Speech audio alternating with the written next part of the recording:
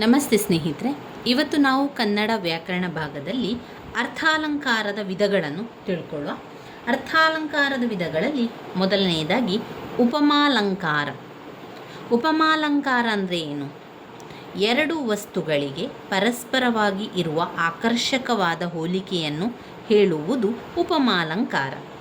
ಉಪಮೇಯ, ಉಪಮಾನ, ಸಮಾನ ಧರ್ಮ, ಉಪಮವಾಚಕ ಈ ನಾಲ್ಕು ಅಂಶಗಳು ಬಂದಿದ್ದರೆ ಅದು ಪೂರ್ಣೋಪಮಾಲಂಕಾರವೆನಿಸುವುದು. ಉದಾಹರಣೆಗೆ, ಸಾತ್ವಿಕನು ಪಾದರಸದಂತೆ ಚುರುಕಾದ ಹುಡುಗ. ಇದರಲ್ಲಿ ಸಾತ್ವಿಕನು ಎಂಬುದು ಉಪಮೇಯ, ಪಾದರಸ ಎನ್ನುವಂಥದ್ದು ಉಪಮಾನ. ಸಾತ್ವಿಕ ಉಪಮೇಯ, ಪಾದರಸ ಉಪಮಾನ. ಇನ್ನು ಉಪಮವಾಚಕ ಬರುವಾಗ ಅಂತೆ ಎನ್ನುವಂಥದ್ದು ಇಲ್ಲಿ ಉಪಮ ವಾಚಕಕ್ಕೆ ಬರ್ತದೆ. ಆಮೇಲೆ ಸಮಾನ ಧರ್ಮ ಅಂತ ಚುರುಕಾದ ಸಮಾನ ಧರ್ಮಕ್ಕೆ ಬರುವಂಥದ್ದು. ಉಪಮೇಯ ಅಂತ ಹೇಳಿದರೆ ಯಾವ ವ್ಯಕ್ತಿ ಅಥವಾ ವಸ್ತುವನ್ನು ಮತ್ತೊಂದು ವ್ಯಕ್ತಿ ಅಥವಾ ವಸ್ತುವಿಗೆ ಹೋಲಿಸುತ್ತೇವೆಯೋ, ಅಂದರೆ ಯಾವುದನ್ನು ಹೋಲಿಸಿದೆಯೋ ಅಥವಾ ಕಾವ್ಯಾಂಶದಲ್ಲಿ ಯಾವ ವಿಷಯನ್ನು ಹೇಳಲು ತೆಗೆದುಕೊಂಡಿರುವೆವೋ ಅದು ಉಪಮೇಯ.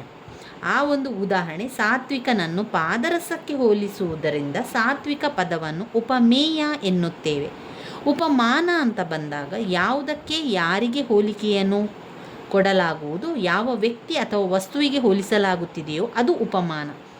ಈಗ ಈ ಒಂದು ಉದಾಹರಣೆಯಲ್ಲಿ ವ್ಯಕ್ತಿಯನ್ನು ಪಾದರಸಕ್ಕೆ ಹೋಲಿಸಿರುವುದರಿಂದ ಪಾದರಸ ಉಪಮಾನ ಆಗಿರ್ತದೆ. ಉಪಮವಾಚಕ ಹೋಲಿಕೆಯನ್ನು ಸೂಚಿಸುವ ಶಬ್ದವನ್ನು, ಅಂದರೆ ವ್ಯಕ್ತಿ ಅಥವಾ ವಸ್ತುಗಳ ಹೋಲಿಕೆಯನ್ನು ತಿಳಿಸುವ ಶಬ್ದವನ್ನು ಉಪಮವಾಚಕ ಎಂದು ಕರೆಯುವಂಥದ್ದು.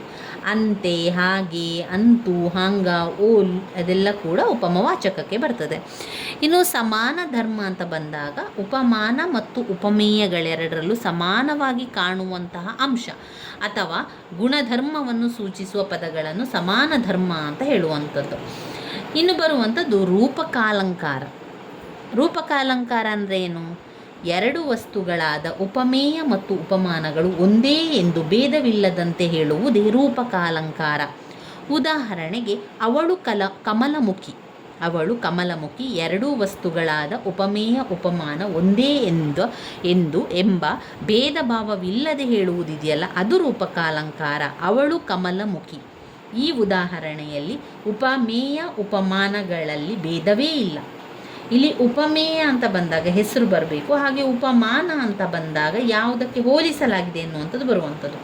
ಅವಳ ಮುಖ ಕಮಲ, ಇವು ಅಭೇದವಾಗಿ ಹೋಲಿಸಲ್ಪಡುವಂಥದ್ದು. ಆ ವ್ಯಕ್ತಿ ನಿಜವಾಗಿಯೂ ದೇವರು, ದೇಹವೇ ದೇಗುಲ. ಅವಳು ಕಮಲಮುಖಿ, ಇದು ರೂಪಕಾಲಂಕಾರದಲ್ಲಿ ಬರುವಂಥದ್ದು. ಇನ್ನು ಉತ್ಪ್ರೇಕ್ಷಾಲಂಕಾರ ಅಂತ ಬಂದಾಗ ಉಪಮೇಯವನ್ನು ಉಪಮಾನವನ್ನಾಗಿ ಕಲ್ಪಿಸಿ ವರ್ಣಿಸುತ್ತಾ ಉತ್ಪ್ರೇಕ್ಷಾಲಂಕಾರ. ಉದಾಹರಣೆಗೆ, ರಕ್ತದ ಸಮುದ್ರಕ್ಕೆ ಸೇತುವೆಯನ್ನು ಕಟ್ಟಲು ಈ ರೀತಿ ಚಿಕ್ಕ ಚಿಕ್ಕ ಬೆಟ್ಟಗಳನ್ನು ಹೊಸದಾಗಿ ಹರಡಿರುವುದು ಎನ್ನುವಂತೆ ಸತ್ತು ಬಿದ್ದ ಆನೆಗಳ ಹಿಂಡುಗಳು ಕಾಣುತ್ತಿತ್ತು. ಇದು ಉತ್ಪ್ರೇಕ್ಷಕಾಲಂಕಾರ. ದೃಷ್ಟಾಂತ ಅಲಂಕಾರದಲ್ಲಿ ಎರಡು ಬೇರೆ ಬೇರೆ ವಾಕ್ಯಗಳು ಅರ್ಥ ಸಾದೃಶ್ಯದಿಂದ ಒಂದಕ್ಕೊಂದು ಬಿಂಬ ಪ್ರತಿಬಿಂಬದಂತೆ ತೋರುತ್ತಿದ್ದರೆ ಅದನ್ನು ದೃಷ್ಟಾಂತ ಅಲಂಕಾರ ಅಂತ ಹೇಳುವಂಥದ್ದು. ಬಿಂಬ ಪ್ರತಿಬಿಂಬದಂತೆ ತೋರುತ್ತಿದ್ದರೆ ಅದನ್ನು ದೃಷ್ಟಾಂತಾಲಂಕಾರವೆನ್ನುವರು. ಉದಾಹರಣೆಗೆ, ಊರು ಉಪಕಾರ ಅರಿಯದು, ಹೆಣ ಶೃಂಗಾರ ಅರಿಯದು, ಮಾತು ಬಲ್ಲವನಿಗೆ ಜಗಳವಿಲ್ಲ, ಊಟ ಬಲ್ಲವನಿಗೆ ರೋಗವಿಲ್ಲ. ಇದು ದೃಷ್ಟಾಂತ ಅಲಂಕಾರ. ಎರಡು ಬೇರೆ ಬೇರೆ ವಾಕ್ಯಗಳು ಅರ್ಥ ಸಾದೃಶ್ಯದಿಂದ ಒಂದೊಂದು ಪ್ರತಿಬಿಂಬದಂತೆ ಕಾಣುತ್ತದಲ್ವ, ಅದು ದೃಷ್ಟಾಂತ ಅಲಂಕಾರ. ಈಗ ಊರು ಉಪಕಾರ ಅರಿಯದು, ಹಣ ಶೃಂಗಾರ ಅರಿಯದು, ಮಾತು ಬಲ್ಲವನಿಗೆ ಜಗಳವಿಲ್ಲ, ಊಟ ಬಲ್ಲವನಿಗೆ ರೋಗವಿಲ್ಲ. ಇದು ದೃಷ್ಟಾಂತ ಅಲಂಕಾರದಲ್ಲಿ ಬರ್ತದೆ.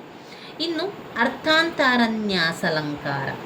ಒಂದು ವಿಶಿಷ್ಟ ವಾಕ್ಯವನ್ನು ಸಾಮಾನ್ಯ ವಾಕ್ಯದಿಂದಲೂ ಅಥವಾ ಸಾಮಾನ್ಯ ವಾಕ್ಯವನ್ನು ವಿಶೇಷ ವಾಕ್ಯದಿಂದಲೇ ಸಮರ್ಥನೆ ಮಾಡುವುದೇ ಅರ್ಥಾಂತಾರನ್ಯಾಸಾಲಂಕಾರ.